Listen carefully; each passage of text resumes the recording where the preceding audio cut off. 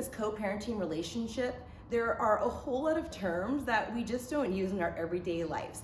Like, had you ever heard of a 2255 schedule before you decided to co-parent?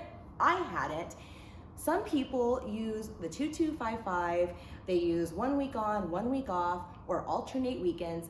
There are so many ways to create the custody schedule with your co-parent. Personally, I use the 2255 schedule with my co-parent, and what we have learned is that communicating with each other, putting the kids at the center of the relationship, and being open and flexible is what is in the best interest of the child.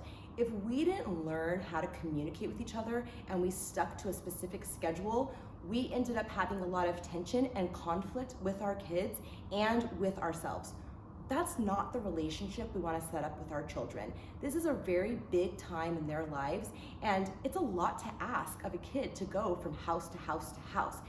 As an adult, it's hard for us to have those kinds of changes, and now we're asking the children to do that.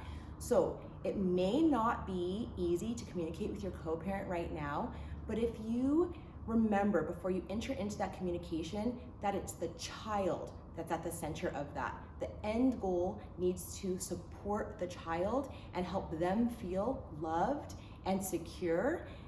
Then you might be able to create a better communication pattern with your co-parent and create a better situation for the children.